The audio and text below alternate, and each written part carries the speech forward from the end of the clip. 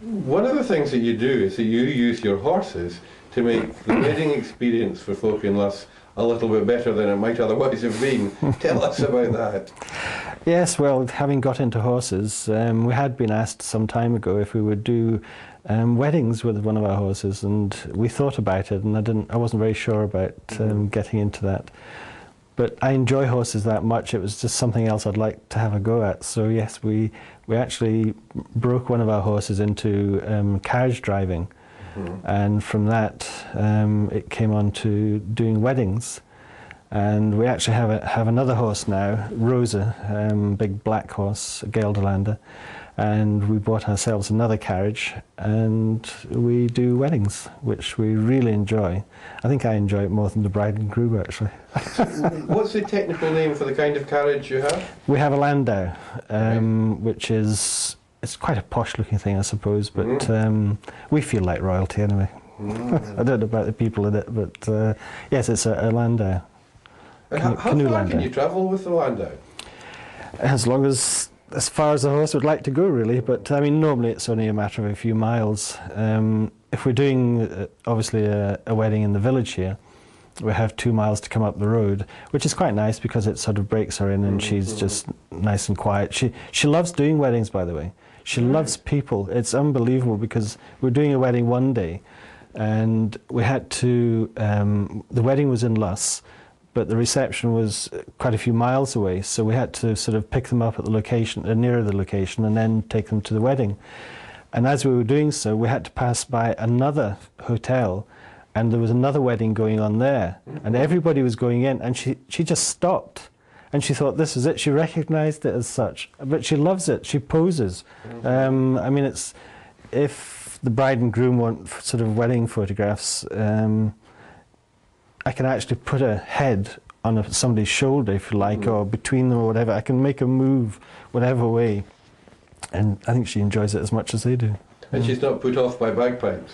No, not at all. That was quite something, because the day that you actually filmed us, we heard the bag. Well, we saw him as we were coming around the corner. I thought, oh my God, I don't know anything about this. Well, she taked it, and she never thought anything about it. And everything she comes across, she's absolutely fine about. The only thing she doesn't like are manhole covers in the road. I can imagine. She doesn't like them. She hates them. And if people are thinking about something like this for their wedding, how do they make contact with you? Well, you can get through us by the church website or telephone number that we have ourselves. They can always reach us that way. There are several establishments around the area that have our details, and they can contact us through that. Let's say the Lodge and the Loch, they have all our details and places like it. So if they were just to respond to the website, that would be a good way of being in touch? Absolutely, yes, or a telephone call, we don't mind either way. I want to ask you about something else, because one of the things that has happened here recently has been the Heritage Society that has started up, and you've been very involved in that right since the beginning.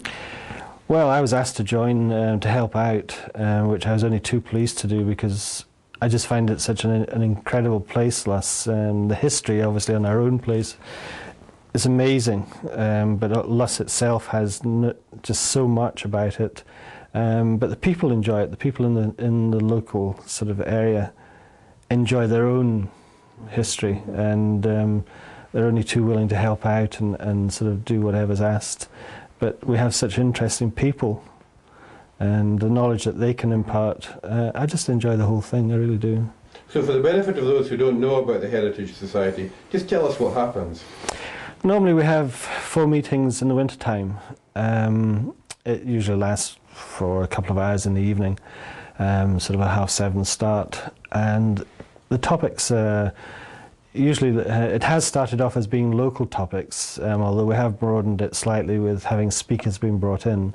One I mentioned earlier, Fiona Baker, who did a dig out, or did research anyway on digs and things like that out on the islands. But it's topics to do with LUSS and the area. The other one was down at the new golf course at Arden, and that was an archaeological dig down there, which was absolutely incredible. And not only that, but we were very, very fortunate that we were allowed to see some of the artefacts that they'd found, which were absolutely amazing. Little glass bead about the size of my thumbnail. And that was just unbelievable to think it had been there for hundreds and hundreds of years and had survived all of that, and it's yellow with little black whorls through it, and it's the most amazing piece. I like to just be able to touch these things, and Sure. I think it's incredible.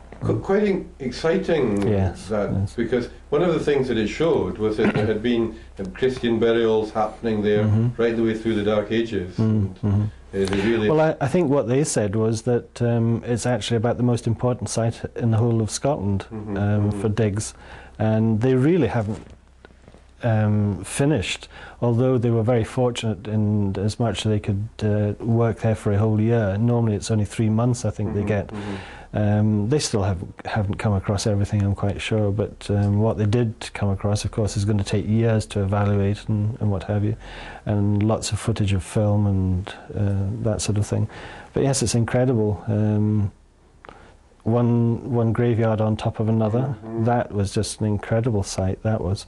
For me, the urns, upturned urns, nobody still yet knows quite why they're upturned, whether they had a hide or a wooden base on them and the ashes were to go back into the earth or what, but yes, things like that I just find absolutely incredible.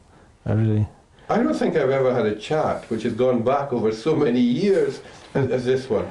Looking forward now, if you had a wish for LUSS for the future, what would it be?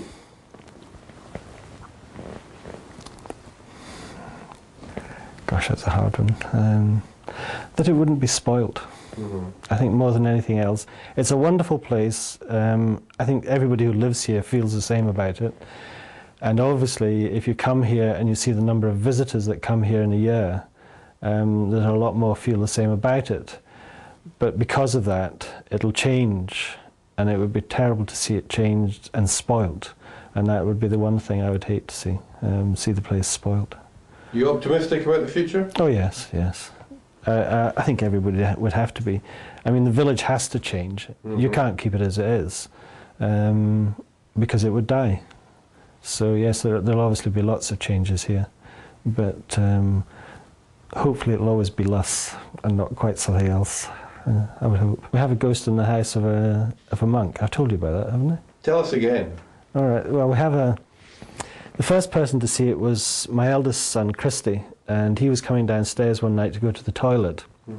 He was about halfway down the stairs, and he saw this shape coming up, and it was just a habit. He couldn't really see a face, but he wasn't frightened about it. I mean, we often talk about these sort of things. So but he did turn around when he went back to bed and told us about it the next morning.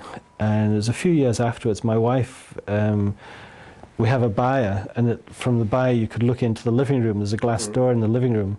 And she was milking the cow at the time and looking in, and a monk went past the window and then came back again. So we're absolutely certain, by the way, that the monastery is where the house is today. Other people are sure that it was in other places. Fiona, for instance, thought it was down on the shore in one of the fields. I believe Glasgow University did a sort of an archaeological dig there once, and for different reasons, but they reckoned that the monastery was at the back of the house up on the hill. But we're convinced it's where the house is today. There are 2 huge yew trees either side, and I'm sure that, I mean, they're hundreds of years old. I'm quite convinced that that's because they often denote sort of religious sites. I was repairing a dike, rebuilding one of the dikes in the fields, and I came. We've now got about half a dozen, I think it is, of clay pipes that the people who built the house that we're in today, they obviously were building walls and what have you, and when they'd finished with their clay pipes, they'd put them in the wall, and one of them's absolutely intact. And the other nice thing about them too is that on the side of the clay pipe there's a little stamp, and it was a shop in Cardross that sold the clay pipes and the tobacco that they used to smoke.